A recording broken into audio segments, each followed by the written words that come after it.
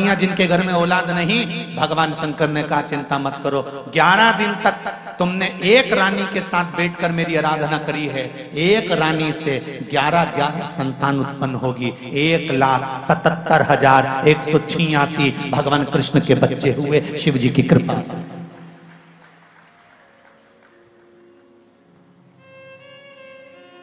दस लड़के एक लड़की भगवान कृष्ण की प्रत्येक रानी से हुए थे, 10 पुत्र और 1 पुत्री।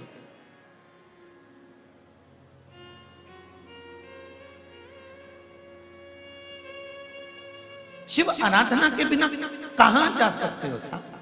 चंद्र को काया का रोग हो गया, रो पड़ा, बिलक पड़ा, कौन संभालेगा, कौन बताएगा, कौन क्या करेगा? तब देवर्षि नारद ने कहा तुझे काया का रोग हो गया है, ये रोग कोई मिटा नहीं सकता। अकाल मृत्यु वो मरे जो काम करे चंडाल का, और काल उसका क्या बिगाड़े जो भक्त हो महा काल का। तो शंकर जी की आराधना कर। शिव की आराधना में सोम डूब गए, शिव की आराधना में चंद्र डूब गए, और भगवान ने ऐसी कृपा करी कि जमाई को श्राप दिया था दक्ष प्रजापति ने। चंद्रदेव दक्ष प्रजापति के जमाई थे, और शंकर भगवान भी दक्ष प्रजापति के जमाई थे।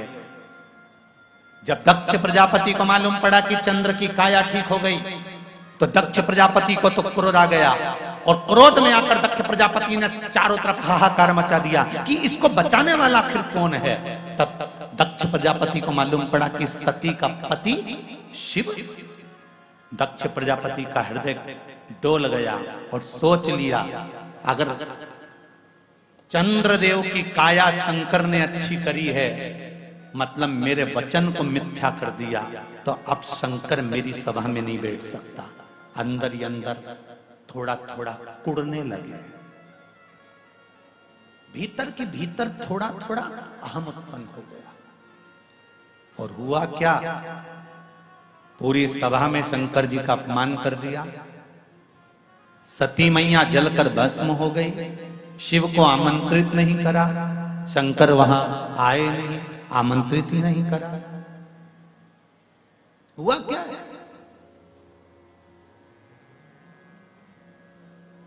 मेरे शिव ने ये नहीं देखा कि मेरा साडू भाई है कि कौन है। बस शंकर तो ये देखते हैं कि उसने भजन करा है, शिव ने ये देखा है कि उसने साधना करी है, शंकर भगवान ने ये देखा कि उसने आराधना करी है, शिव ने ये देखा कि उसने स्मरण करा है। भगवान शंकर ये नहीं देखते, उसके लाखों दीवाने बड़े से बड़े उसके चरणों में कंकड़ माटी से पड़े। उसके लिए कोई करोड़पति है तो वो भी बराबर है, कोई रोडपति है तो वो भी बराबर है, उसके लिए कोई धनवान है तो वो भी बराबर है, और कोई साधारण है वो भी बराबर है। उसके लिए कोई बड़ा नहीं, कोई छोटा नहीं। वो तो कहता है कि जिसने मुझे दिल से भज लिया।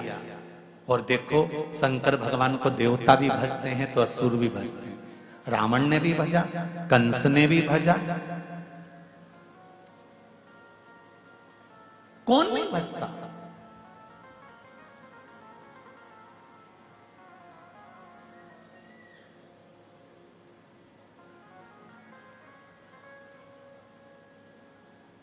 इसके बाद भी दुनिया के लोगों को मालूम है कि शिव है, शंकर है जो साध लेगा।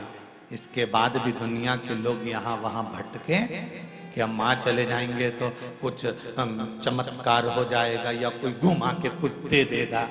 उसके बाद भी अगर दुनिया के लोग भरमाए तो दुनिया की विवेक बुद्धि बेकार।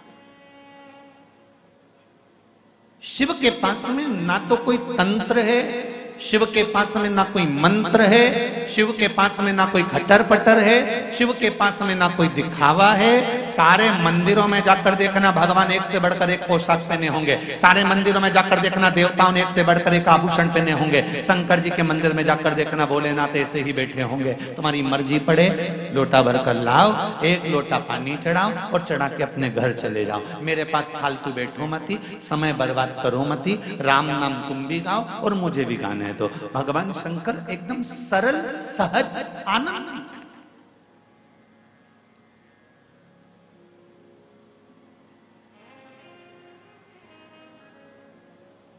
उसकी भक्ति की अविरलता आपके जीवन को सुख देती है।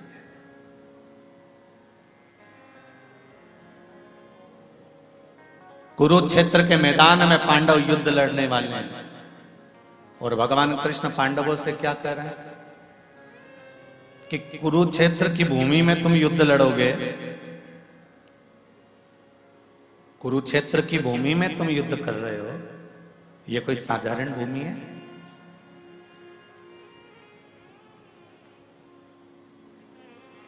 कितना छाट बीन करने के बाद कुरुक्षेत्र में युद्ध रखा था भगवान ने, हस्तिनापुर में नहीं। कथा, सत्संग, भजन, कीर्तन, स्मरण, पूजन, पाठ, ये जो भी होता है ना, कुछ जगह की, इस स्थान की मूलता से होता है। ये कथा बाहेती परिवार किसी दूसरे गार्डन में भी करा सकता था, दूसरे लॉन में भी करा सकता था, पर ये सूर्या इस भवन में अगर कथा हो रही है तो इसमें बाहेती परिवार का तो भगवान की कृपा से भाव है, पर साथ में हो सकता है कि इस भवन में, इस भूमि पर भी कभी जिंदगी में भगवान शंकर की कृपा हुई होगी, इसलिए शिव कृपा बिना नहीं हो सकता, शंकर की करुणा बिना नहीं हो सकता।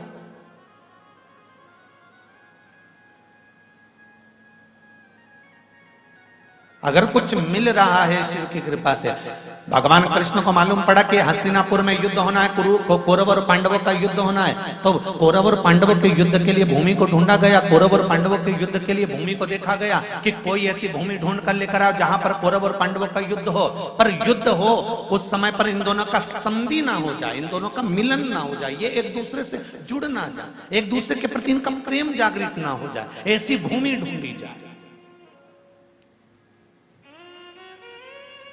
आप अगर कोई फंक्शन करते हो ना तो अपने घर की पास की जगह देखते हो, बोलो सही है कि गलत? शादी करोगे तो घर के पास की जगह देखोगे, कथा करवाओगे तो घर के पास की जगह देखोगे, किटी पार्टी करोगे तो घर के पास की जगह देखोगे, जन्मदिन की पार्टी करोगे, शादी की सालगिरह मनाओगे तो घर के पास की पार्टी देखोगे। आप अपने घर के पास की जगह देखते हो कि हमको सहूलियत हो जाए। तो कौरवों और पांडवों का युद्ध होना था तो हस्तिनापुर में होना था, फिर कुरुक्षेत्र में जाकर क्यों करा? और कौरव और पांडवों का युद्ध अगर भगवान कृष्ण को कराना था तो द्वारका में करा लेते, फिर कुरुक्षेत्र क्यों गए? क्योंकि भगवान कृष्ण ने अपने दूतों को बुलाकर कहा था पूरी पृथ्वी पर घूम कर आओ और ऐसी भूमि ढूंढ कर लेकर आओ जहां पर भाई भाई की हत्या कर दे, उसको गले नहीं लगाए।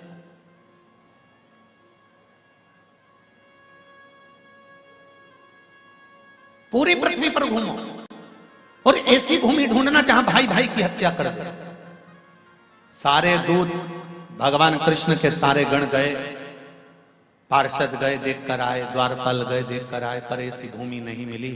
अंत में कुरुक्षेत्र पहुंच गए जहां पर बड़े भाई ने छोटे भाई से कहा जा खेत में पानी अंदर घुस रहा है, प्रवेश कर रहा है, वहां पर मेड़ बांध दे। मेड़ बांधना मतलब मिट्टी से रोक देना, जा पानी को रोक दे। छोटे भाई ने कहा मैं रोटी खाने जा रहा हूं, भोजन करने जा रहा हूं, भैया आप फ्री हो, आप जाकर रोक दो। बड़े भाई को क्रोध आया, कंधे पर हल रखा था, छोटे भाई के माथे पर मार दिया, पेट में हल मार दिया और उसको हल से खींचता हुआ ले गया और ले जाकर जहां से पानी आ रहा था वहां मिट्टी की जगह अपने छोटे भाई को सुला दिया। भगवान कृष्ण के सेवकों ने देख लिया और जाकर ठाकुर जी से कह दिया हमने वो भूमि ढूंढ ली जहां पर भाई भाई का दुश्मन है। वो भूमि कौन सी है? तो कहा कुरुक्षेत्र की भूमि है। भगवान कृष्ण ने कहा कुरुक्षेत्र की भूमि में अब मुझे युद्ध तो कराना है, मना नहीं है, पर जब ये आपस में एक दूसरे को मारेंगे, पांडव मारेंगे कौरवों को और कौरव मारेंगे पांडवों को, कौरव जीत गए तो हस्तिनापुर उनकी हो जाएगी और पांडव जीत गए तो हस्तिनापुर उनकी हो जाएगी। पर जो सैनिक 13 अक्षौणी सेना इनकी है तो 19 अक्षौणी सेना उनकी है। जब ये सैनिक आपस में मरेंगे, इनको क्या मिल रहा है? इनको हस्तिनापुर का राज्य मिल रहा है क्या? इनको हस्तिनापुर प्राप्त हो रहा है क्या? भगवान कृष्ण ने कहा रुको, मुझे ध्यान लगाकर देखने दो कि जिस भूमि पर मैं युद्ध करवाऊंगा, इस भूमि पर मरने वालों की दशा क्या होगी, मुझे वो देखना। तब भगवान कृष्ण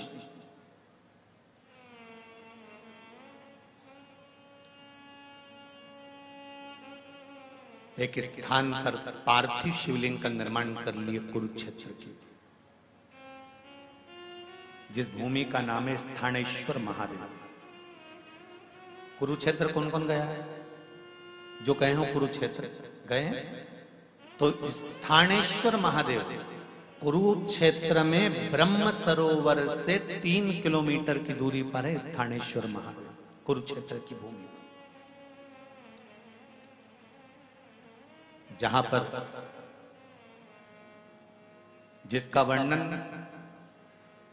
वायु पुराण में, वामन पुराण में, नर्मदा पुराण में, स्कंद पुराण में, स्थाणु तीर्थ का वर्णन है। कौन से तीर्थ का? स्थाणु तीर्थ, जहां भगवान कृष्ण ने पार्थिव शिवलिंग का निर्माण करा और उसकी पूजन करी, और पूजन कर कर ध्यान में मग्न हो गए। शंकर भगवान वहां प्रकट हो गए, प्रकट हुए और पूछा क्या बात है कृष्ण, क्या हुआ? भगवान कृष्ण कहते हैं प्रभु बस ये चाहता हूं कि जिनके प्राण यहां छूटेंगे उनको वैकुंठ मिलेगा कि नहीं मिलेगा।